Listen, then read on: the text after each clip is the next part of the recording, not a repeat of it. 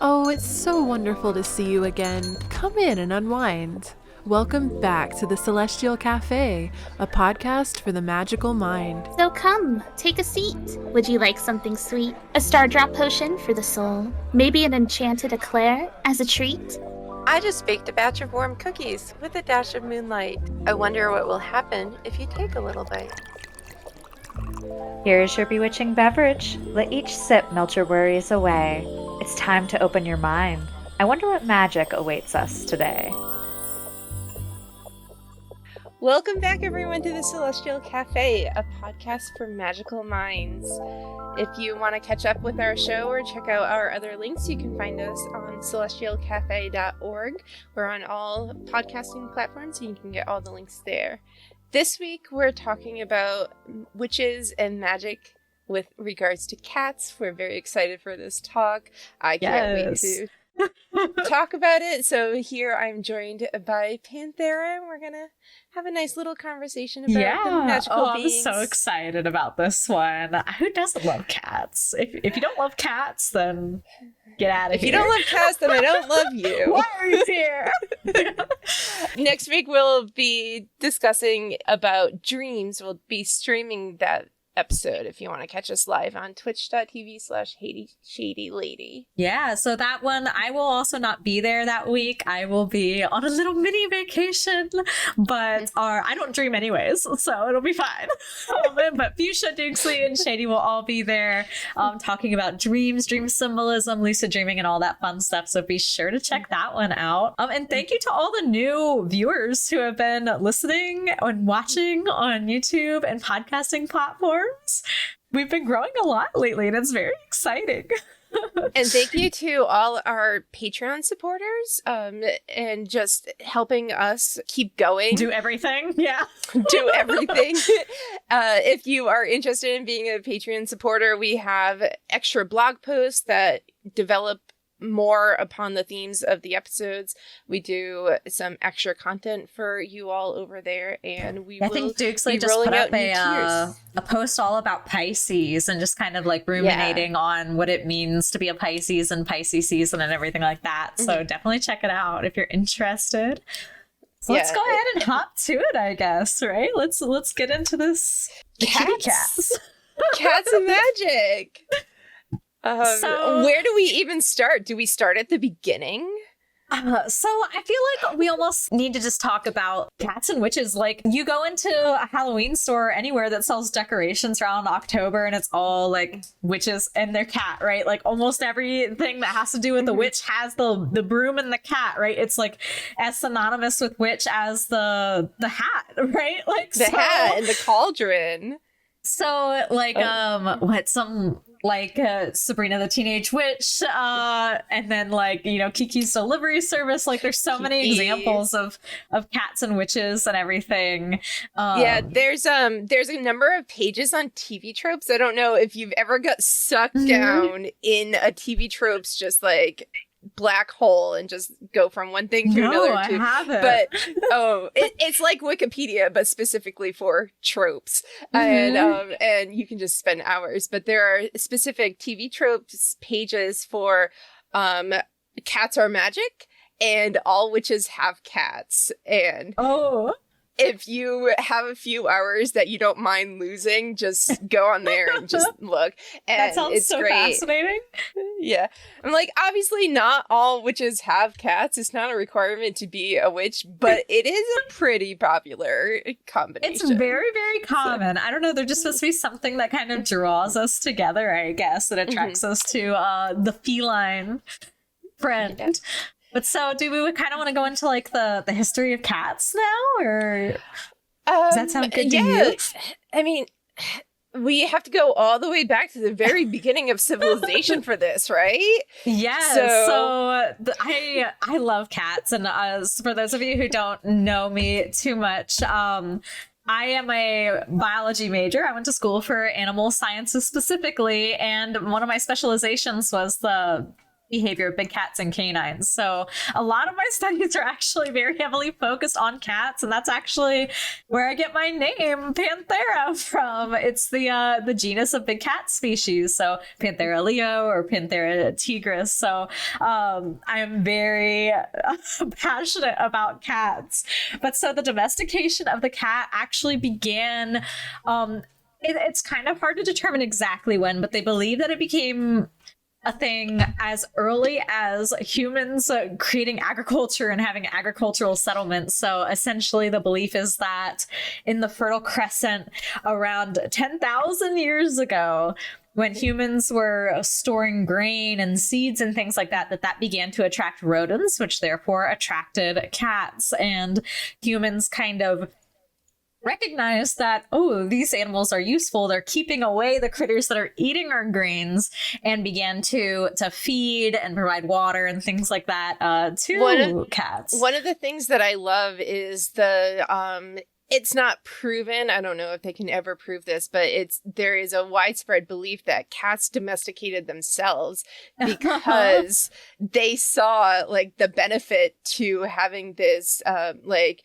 symbiotic relationship with humans, and the humans were like, well, we'll tolerate you because you're keeping the rats away.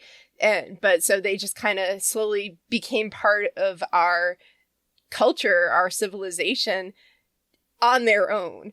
We didn't go out and get them and be like, hey, you're going to be useful.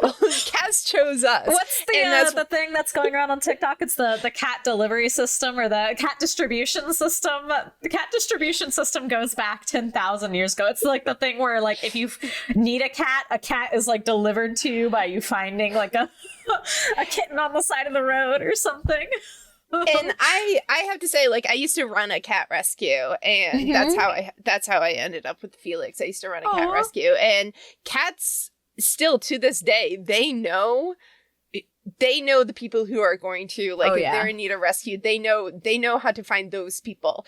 I would get calls in the middle of the night from friends. Like, I just was walking home and I found this cat like left out in an alley. Here you go. I'm like, it's 1 o'clock in the morning, but I'll be right there.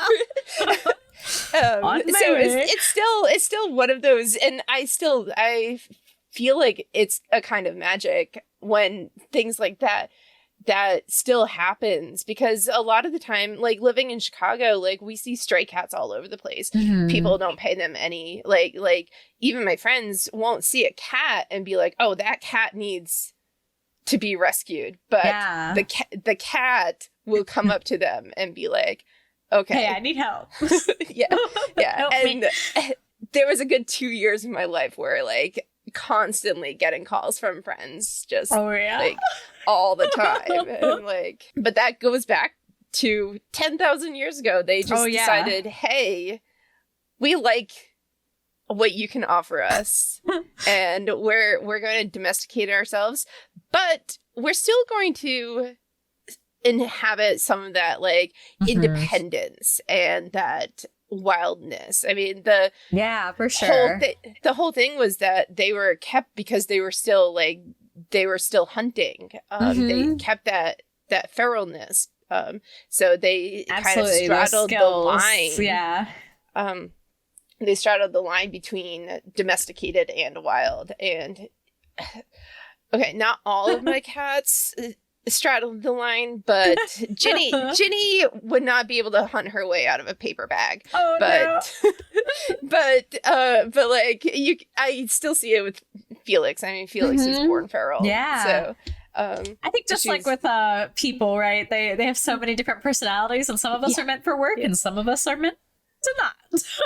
Yeah. But so basically, so going all the way back to that Fertile Crescent, the first like way that we have to determine that humans started just showing affection and like caring for these animals was about 7500 BCE, which is when the first cats are dated to have been buried with humans. So people were like, I love this cat so much that it's going to be buried with me. So, which does raise some questions. Incredible. I know. In ancient Egypt, I mean, the cats were worshipped. Like Bast and I can never pronounce Sekhmet. Yeah. I was like, I can never pronounce that correctly. Like Bast and Sekhmet were feline gods, and but like cats, domesticated cats, were seen as like not gods, but as creatures in the home to be kind of revered. Yes, for sure. They were considered a representative almost of some of these goddesses in particular. But so ancient Egypt is actually the culture that is given credit to the first full domestication of cats. So, and you know, the Egyptians are people who not only like revered them so much and had, you know, deities who are depicted as of them, but they also mummified their cats too, which for those of you who know, mummification is like a very detailed like practice. It takes a lot of effort to do. So a lot of creatures had to be very heavily revered or have a very high connection to people, or like pharaohs were oftentimes like buried with a lot of their mummified like servants, family, pets, etc. But only really like those high kind of society. But so with ever since we've kind of had cats too, there's always kind of been, we just mentioned the ancient Egyptians, but this kind of like a supernatural aura around like cats and felines, even if now we think of like the black cat or the witch's cat, as we mentioned before. A lot of different cultures around the world have associated cats, and whether it's just like their keen senses and kind of their intuition and ability to sense danger, with them being able to see into the unseen world kind of a thing, to either as messengers to the other side or just kind of like alarm systems. Yeah, they're often seen as the go-between to the spirit world, which kind of straddles, like, parallels that straddling the wild and domesticated kind of thing. They're like, they're the go-between between never fully our tamed, world and it's very much like the riding the hedge. Yes. Cats are liminal. That kind of belief. Yes, they're very liminal. As someone who has cats who I am convinced see spirits around the house, most of the time they pay them no mind, but like there was one time, like Avocado never reacts to them, but one time he just sat there and stared for like a good hour in my bed at my bedroom door. Anytime and I tried to like looking at something, I'm like, what is that? I tried to move. I like picked him up and brought him in my room, and he immediately bolted out. And I was like, "Oh, you've never done that before." That's Ginny sees fairies all the time. I'm sure. I'm sure that's what she's screaming at all the time. but that's like one of the things that cats have historically been seen as witches familiars, because they can see the spirit world. They can be the go-between to the spirit world. They're also often seen as guarding over witches as their astral projected. For sure. And so that's one thing too. It's like even in it reminds me of like Hocus Pocus. Binks is like kind of the protector of the group, right? Like he is always like fighting off or chasing off others. So but yeah, like and that's originally like black cats. Just the color black in magic is a very protective color. That's usually where you get your protection candles, sachets, and things like that. So the people who practice magic really kind of like taking in these black cats kind of led to a lot of the stereotypes with black cats nowadays. And especially as someone who, I have a black cat, I cannot see my cat in the middle of the night, which has been not so great for her laying in the middle of the floor. But it's one of the qualities that you can use with using cats in magic is for stealth, for sneaking. I have some black cat oil, which is basically rolling a d20 on stealth. So it is like for that's like awesome. for hiding, it's great for invisibility, for like just getting. When we talk about invisibility too, by the way, I just want to clarify, we don't mean like cast fireball, turn invisible. We mean just being kind of like not the center of attention, being able to go kind of unnoticed, kind of a thing. It's kind of usually like a shielding technique, or kind of like a glamour magic in some ways, which I'm sure we'll go into. I know we have a glamour magic episode on the list, so I'm sure we'll go into that in depth soon. If you guys are interested in hearing about that, we need to move it up sooner. Let us know. But so what are some of like your favorite examples of cats and kind of like myth and folklore before we pull too much into the modern? Oh, okay. So the Yule cat is my favorite. You're going to, So there is a story about a cat that goes around on Christmas Eve, and if you are not given new pajamas to wear for Christmas Eve, the cat will eat you. And I just love it. Also because we always got new pajamas on Christmas Eve to wear that night. We always had our like Christmas Eve present, which was pajamas. And like we didn't like at the time. I didn't know about this tradition, this like myth, but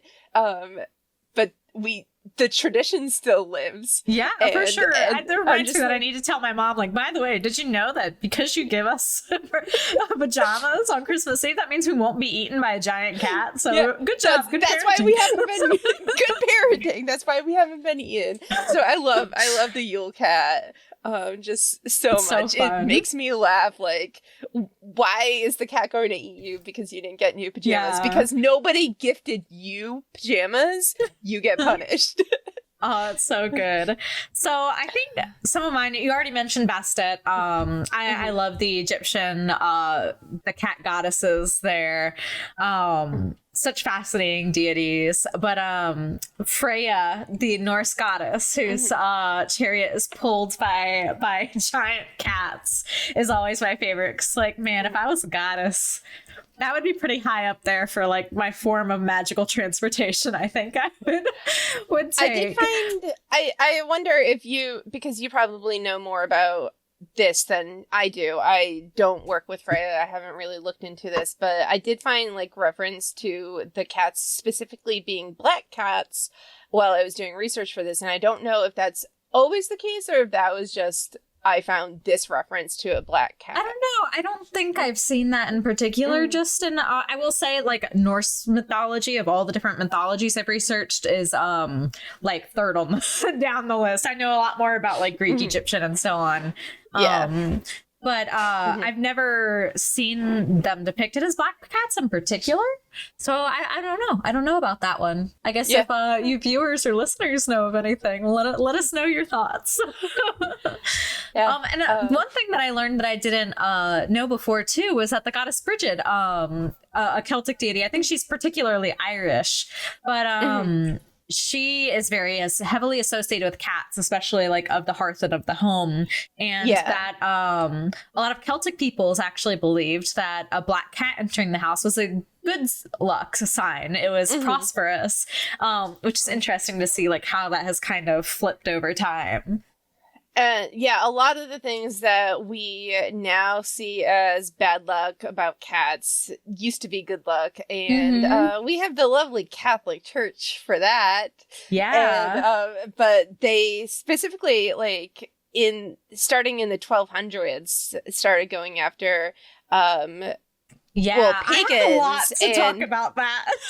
I had a lot of research. They started going after pagans in general, but also that a lot of what we see now as witches, as magic practitioners, did have cats for a variety of reasons. They were very popular in general just because of the pest control. Also, I don't know if you realize cats breed like crazy, so they're all over the place. But cats also have a very diverse prey options.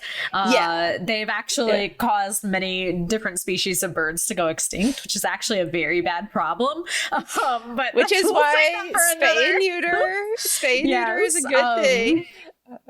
But so for sure, it's definitely been, they're very prolific in human settlements for sure. Yeah. But then, so in the Middle Ages, they started going after people with cats and during the witch hunts, and they started going after cats specifically. And so part of doing that is turning the narrative of black cats are lucky, turning it into black cats are unlucky. And some of this has to do with King Charles I.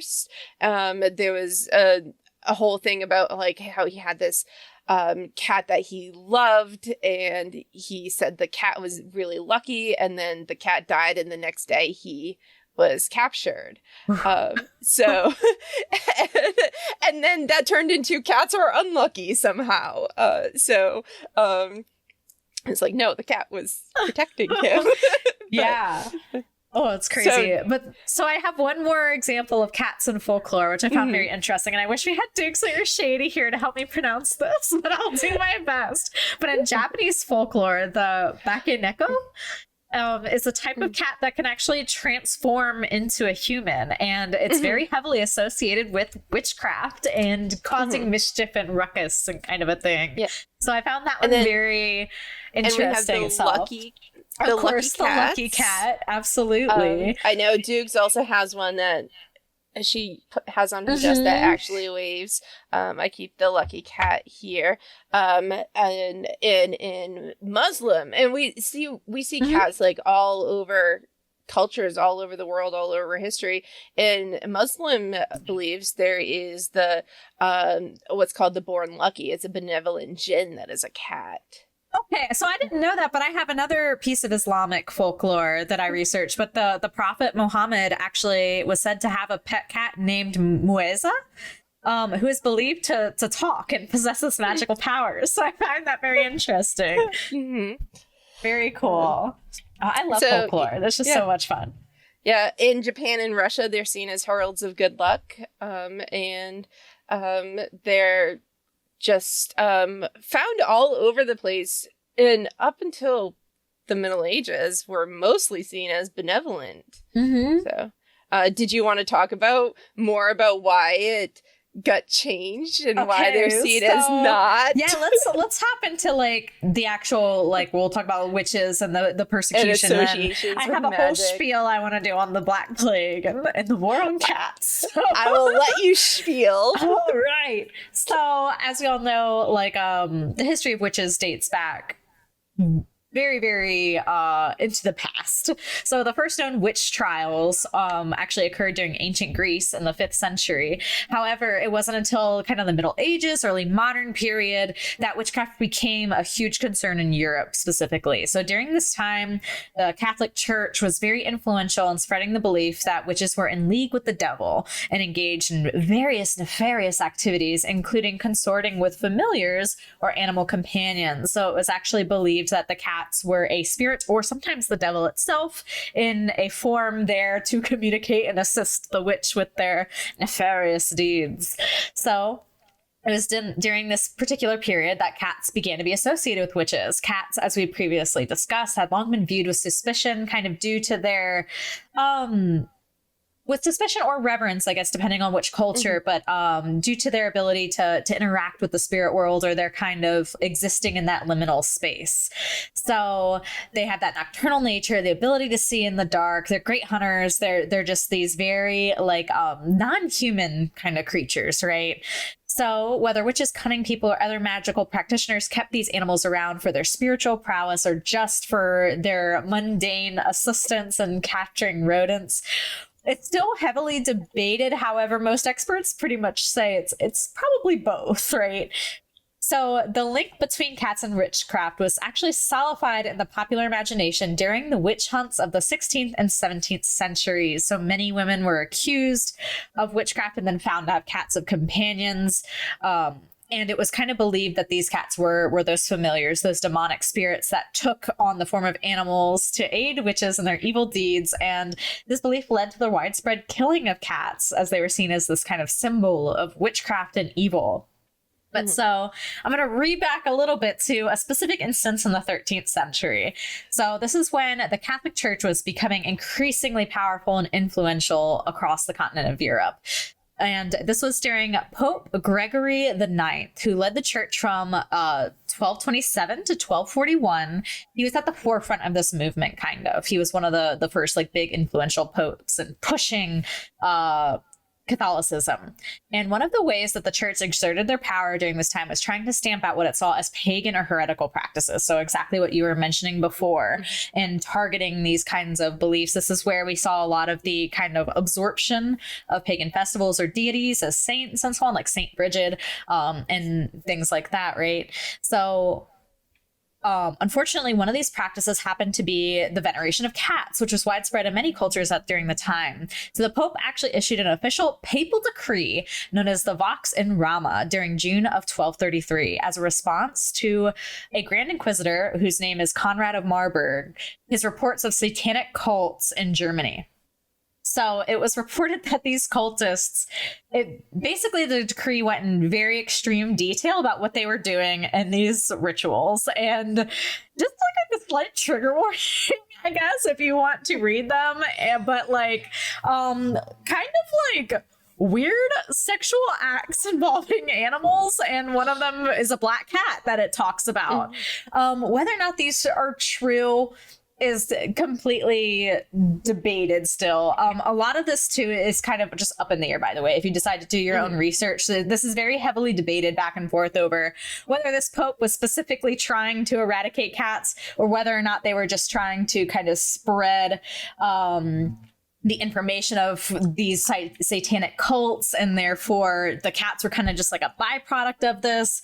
But essentially, during this report, too, they also mentioned that the cats, or that the cultists, sorry, not the cats, the cultists were referring to their version of the devil as the sort of half cat, half man figure. So that was like kind of like the spark that lit the match there, so to speak. So the side effect here is that it spurred a hatred towards cats. Cats were heavily associated with the devil, and with black cats being the most targeted, it's debated that this persecution of cats led to the rodent population becoming like staggeringly increased, and allowing such diseases like the infamous Black Plague or the bubonic plague to then flourish shortly afterwards.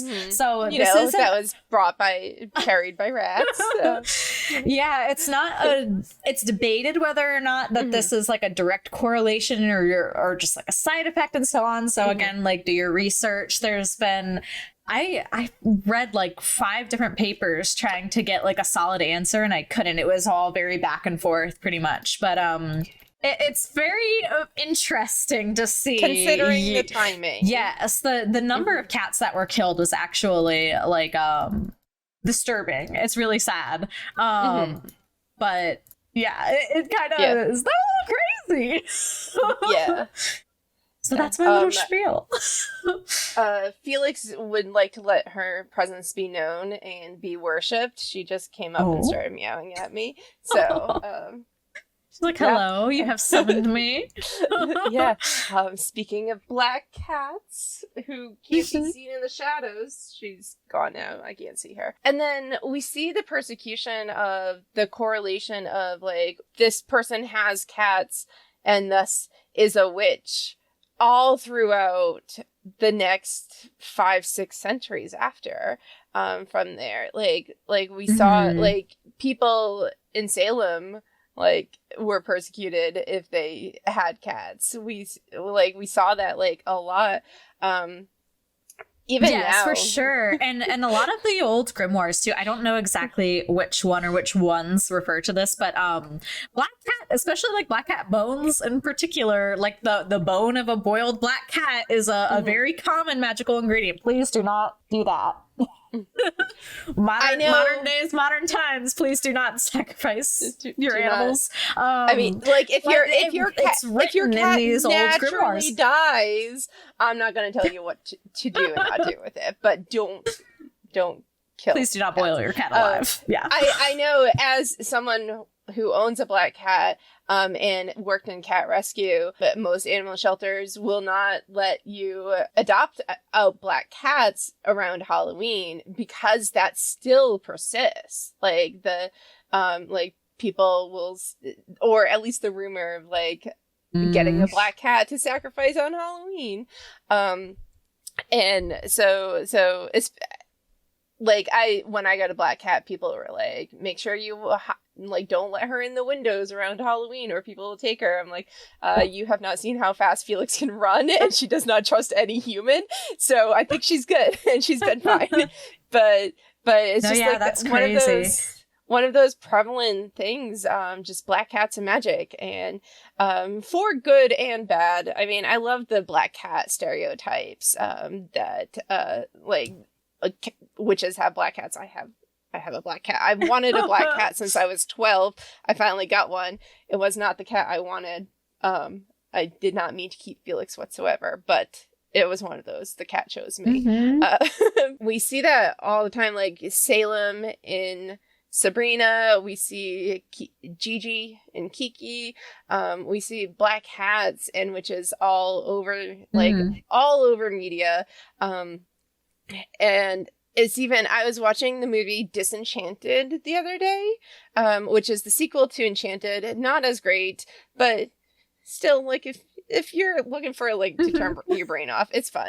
But I was watching Disenchanted, and in the movie, the good character becomes, like, transforms into the evil stepmother, and she was the princess, and she had a cute little chipmunk companion, and then she transforms into the evil stepmother, and she gets a big fat cat as her companion instead. Like even like the Cinderella transforms. The mean cat is a black cat too, right? Yeah. I think it's technically like a tuxedo, but yeah. And it's just like one of those, the kind of cat that figures in these stories have also kind of always dictates what kind of witch they are, if they're a good witch or a bad witch. Yeah. Like I have lots of sorts of cats. But then turns out this is gray. I guess that's fitting with my morals. turns out this is where you can get into the TV tropes like rabbit hole.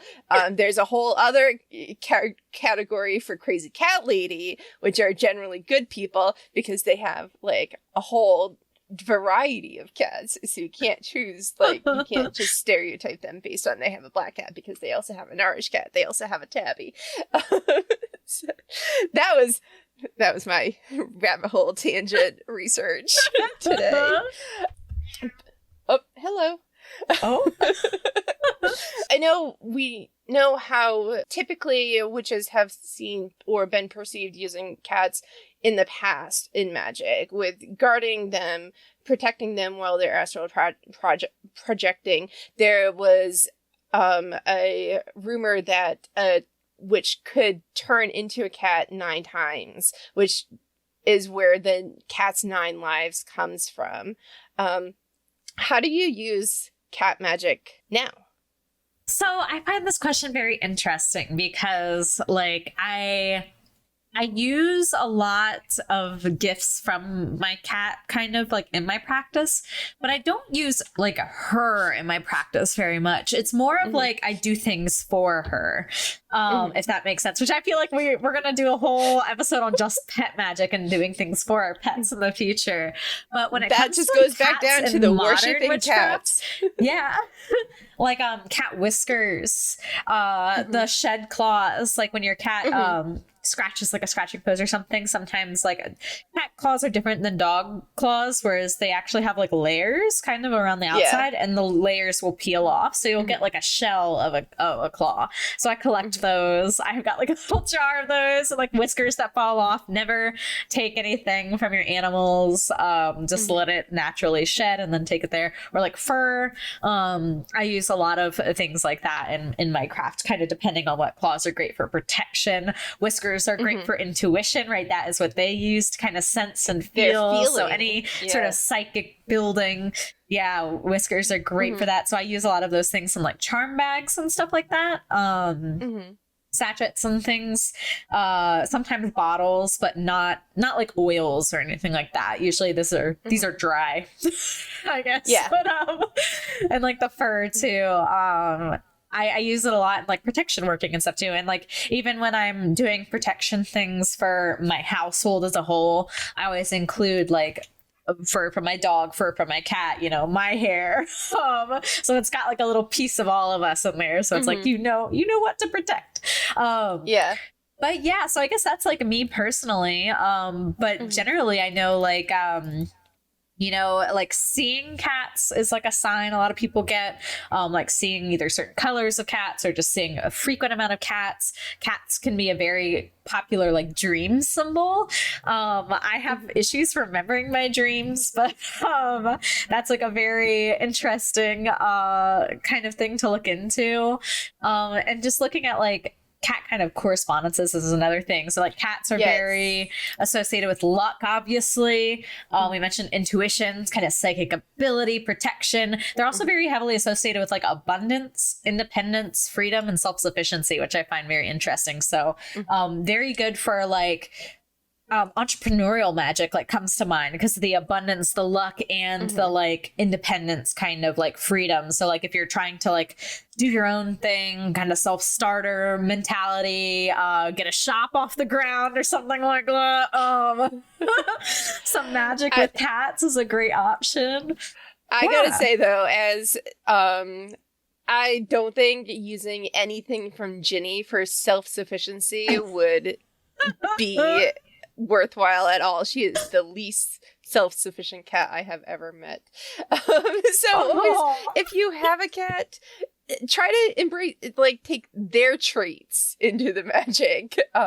Don't just be like, oh, cats are agile. Ginny has vertigo. She falls over. She is not agile. So like don't go just based off of, well, cats are seen as sneaky. Yes, but is your cat sneaky? If you're using your cat's whiskers in a spell, are you going to get that result? And I think that's always something to keep in mind. And of course, like, we have the other associations with that you can use, like the different colors of cat fur or cat whiskers for more of the spell work. So like if you have a cat with brown fur or brown whiskers, that's really good for grounding. If you have like white fur or black fur, that's great for protection or banishment. So orange cats are great for joy and prosperity. I love that. Yeah. So you can, because whiskers do come in a bunch of different colors. Definitely true. So you can use these different color associations as well as the personality of these cats.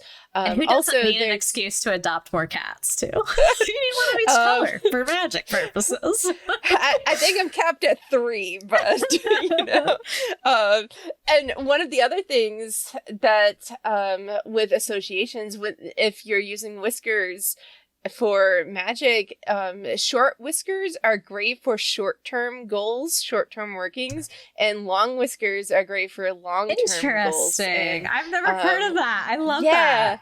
And I don't know why, but Avocado has the longest whiskers in the world. Like, his whiskers are, because, like, cats whiskers never technically stop growing. They just, sometimes they'll just naturally fall off. I'm not sure exactly what it is that causes it. I'd have to relook at my notes. Ginny has, like, super, super short whiskers. And Felix's are, like, I would say average size.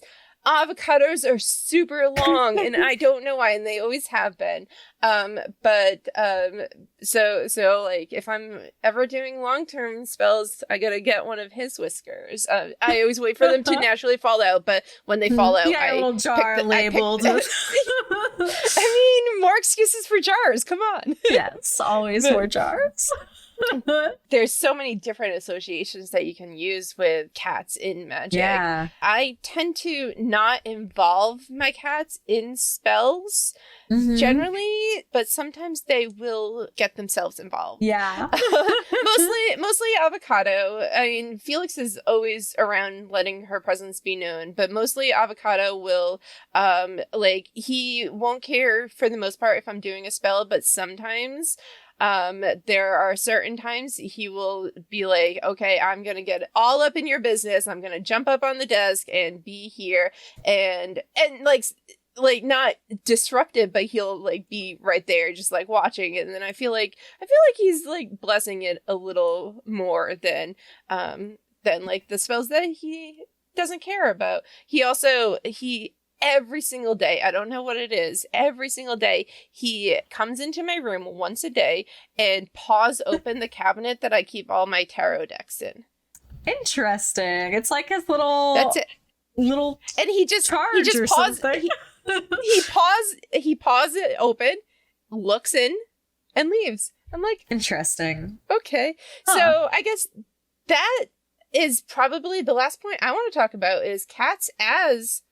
like our cats as magical beings, familiars, companions, whatever you see them as, because there's the difference. Do you see your cats as familiars? Levels. I guess we can start on as like the familiar question. The familiar question. I see Avocado as a familiar. I don't see Ginny and Felix as familiars. I see them as magical beings in their own right. And they definitely have, like, I am sure that Ginny sees fairies, and I'm sure that, like, they have their own things, but they don't really help me in spell work. They don't really tend to have that connection with me. Not that we don't have a connection, but it's a different magical connection. It's a different feeling with familiars. And I have always gotten that with Avocado, and I had that with one of my other cats growing up. But Gotcha. I don't really have that feeling with Ginny and Felix, and it's not something I can really tangibly describe or say why I feel like Avocado is a familiar, but these aren't. Not that I don't love Felix and Ginny, but like Avocado is my familiar, and he is the one who will actually like get involved in my spell work. Ginny just works with the fairies. I think she's her own fairy being. Like when I got a fairy oracle deck and I was doing a video review of it, she insisted on being on the desk and like just like being on the cards as I was reviewing them. I was like, yes, so cute. You are a fairy being. There are people who say that animals can't be familiars or aren't familiars. Like familiars are from the spirit world, and I do think some types of familiars are from the spirit world, but I don't think that's exclusive. And I do think like cats and dogs and other pets can be familiars. They're just a different kind. Gotcha. So I'm kind of one of those skeptical people. Like, I don't know.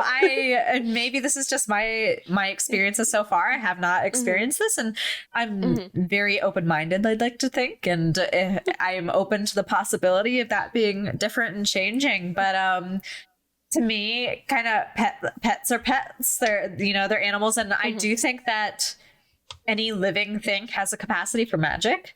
Like, and this is kind of like animist kind of beliefs coming in, but I do think that everything has a spirit and has the capacity to communicate in its own kind of language and so on, like that, whether it be plant, animal, and so on. So I do think that cats especially have an inclination for the magic, for the liminal, for the kind of especially like spirit communication, spirit seeing realm. But personally, I do not think that my cat is my familiar, or my dog. But she, has shown interest in me doing spells and in meditating and things like that. But she also shows interest in me writing in my journal or sitting at my computer. She's just like my little buddy. And she's like, you doing that? Cool, I'm doing that too. Like, those of you who follow me on social media, you'll see that she like jumps into my TikToks and reels and things like that very often. In my YouTube videos, she's very often a blooper as she meows and knocks into my tripod when I'm filming to get my attention. I just think that that's just her. And like I said, I'm open to being incorrect, but for me personally, is at least right now, familiars are a very distinct thing. Not something corporeal that exists permanently on this plane, at least, I guess. But open to being wrong and to kind of experiencing that one day. But I find it interesting to hear other people's experiences for sure. I do think most are not familiars, and I do think that in my personal belief, it's probable that it's more that a spirit came and embodied Avocado versus this cat was born as a spirit, kind of as a familiar. Not that he wasn't born like that, but it's otherworldly coming into our world, kind of thing. And that's why, like, I get a different feeling from Avocado than I do from Ginny. And it's also like I did not recognize it at the time. Growing up, I had this cat named Jewel from when I was 12, and she had like a strong spiritual connection with me. She was the one who, like, I used to have really violent nightmares, like chronic nightmares every night. Would wake up bruised and like once ripped my blanket in half in my sleep, like terrible nightmares. And then we got her, she started sleeping in the bed with me, and I stopped and did not sleep in the bed with anyone else. She did not like anyone else. She was technically my sister's cat, but she was mine. But I didn't realize until much, much later that she actually did fill that, like, familiar role with me. Not just in that, but that's like the most tangible I can say. How do you define familiar for you then? What like is it when you think of a familiar? Like what sets a familiar apart from like other spirit allies or guides? So for me, a familiar is someone who is in this plane with me. Okay. Guiding me. And so, like, one of the things that I know for sure Jewel was a familiar is because now she is one of my spirit guides. She does come to me in dreams, and she does guide me still through that way. And she has even shown me in a dream what my next familiar will be after Avocado. Interesting. So it's like it's very much like a feeling, kind of. It's and very then you're much getting confirmation too. It feels like as you go. Okay. Yeah. But I have another question for you then. But do you think that you can have multiple familiars at a time, or do you think that like humans can be familiars then? I think you can have multiple familiars because you can have multiple like spirit familiars. You can call multiple familiars from the spirit world to do different things for you. It's not exclusive one-to-one. I think it's very unlikely that you will have multiple like pet familiars at one time. I think that's very, very unlikely. But I don't think it's impossible. But like I only have Avocado right now. I think Felix and Ginny embody their own magic in their own way, but they're not familiars. They're not like the sense of like guidance that I get from Avocado. Gotcha. And he has guided me through a lot in my life. So like there are things that I would not have gotten through if not for him. So that's kind of like it's very much like a gut thing, intuition, as a lot of magic is. But it's also I also feel like it's one of those you don't know it until you feel it kind of things. So what about the human question? I think that's different. Because I guess like there's definitely people who I would consider to be like guides or helpful or taught me lessons right through my life, but I don't know if I would consider them like a spiritual guide at that same time. Yeah, I mean there are definitely spiritual guides that are humans, definitely not on the same level of familiars, because familiars are, to like, when you look at the actual like definition and usage of familiars, it is beings who are serving us, and we don't have humans serving us. I mean, that factor, even though cats are very independent, like Avocado does serve a purpose for me, for my life. But spirit guides are, I think spirit guides, especially in the sense of humans, they're not usually lifelong spirit guides. They're kind of like in and out. You can feel that soul connection with them, but they're still their own person. They're still their own entity. They are still their own soul. So it's a different kind of thing. But at the same time, like I have spirit guides of my dad and my best friend, but they weren't my spirit guides when they were living. Now they are. Like, I mean, I learned lots from them when they were alive, but they didn't become my spirit guides until after they pass. I think for humans to be spirit guides, they have to be able to travel that extra realm with you. Yeah, that got off topic from cats. But we could probably do a whole episode on that. We're incorporating it all. I feel like familiars definitely could be like a whole, or familiars, or different types of spirits in general.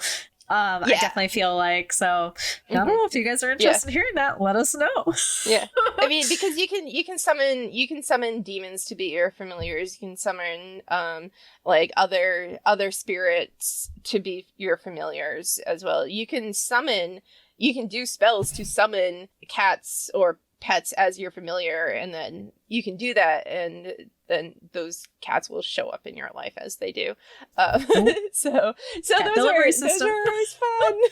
Yeah, it's a complex and nuanced topic, I feel like. So yeah, I'm definitely interested in going into that conversation a little more in the future. Yeah. But so I think like a little fun thing to round it out might be like, what are your favorite modern cat superstitions? Modern cat superstitions. Ooh. I feel like there's the obvious, like, if a black cat crosses your path, what is it, bad luck for 7 years or something like that? I don't know if it's a long time. Yeah, I don't know if I actually have any favorite superstitions, because I will say I am a fairly superstitious person, but I'm willing to believe in superstitions, but not when it comes to cats, just because I have them all over the place. So like if a black cat crossing my path is 7 years of bad luck, I'm basically cursed for all of eternity, which would explain my love life, actually. So maybe there's truth to that. And this is we just unlocked the reason why all witches live alone. Is that it? I thought it was the three cats. I thought it was the three cats in themselves, but I don't know. I don't know if I have any superstitions about cats specifically that I would point to. Okay. What about you? So I did a bunch of research on them and I found some fun ones. So apparently, when a cat sneezes, it's good luck. So, get a feather and tickle your cat's nose when you need a lucky day.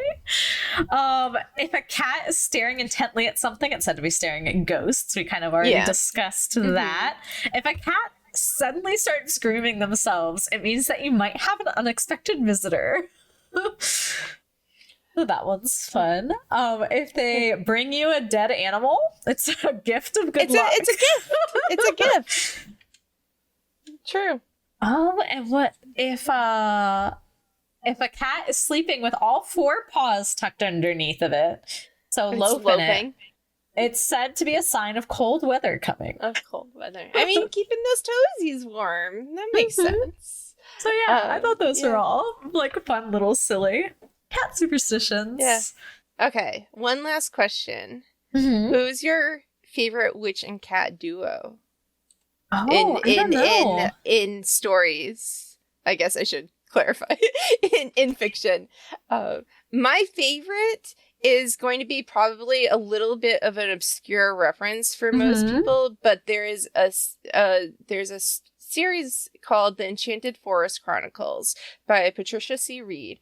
I love it. It's if you love fairy tales with a feminist twist, because the whole story is like the princess was like, I don't want to marry this dumb idiot, I'm going to go live with dragons. That is the premise of the first book. But there is a witch that lives in the enchanted forest, and she has 9 cats, and they all have like different names. One of them is Fiddlesticks. Actually, I had a litter of kittens that I was fostering, and I named one Fiddlesticks, and that name has lived on. That cat is still Fiddlesticks to this day, like 10 years later. And she has like all these different cats, and they have all their different personalities, and it's great because she's like, I'm not going to be like, she's like going like, I'm not going to be a traditional witch. I'm supposed to only have one black cat, and I have all these other cats except for a black cat. And it's great. That's she's my favorite. awesome. She's a no nonsense witch, but with 9 cats. Oh, so I think I just thought of mine. And technically he's a wizard, not a witch, but those of you who know me know I'm a huge D&D and Critical Role nerd. So I'm gonna have to go with Caleb Widowgast and Frumpkin, his familiar. So they're my favorite. That inspires me with my D&D character having a familiar. That is exactly why, like, all of my characters have familiars now. Yes. My D&D character knows the find familiar spell specifically so that I can have a cat running around. That's awesome. Sneaking places and doing things for me. I did an arcane trickster rogue, and she's an arcane. A weasel. She's an arcane trickster. I love it so much. I think that wraps it up. There's so much more I could talk about. Yes. So we'll have to definitely do like a whole pet episode in the future and everything. I think I just want to do 2 like quick things as we're wrapping up, but just another reminder to please spay and neuter your cats. And help with the current ongoing feral cat issue and the bird population problems. If you live in an area with a big feral cat population, look into trap, neuter, and return. Most shelters will a lot of shelters will offer a trap, neuter, and return program, so you can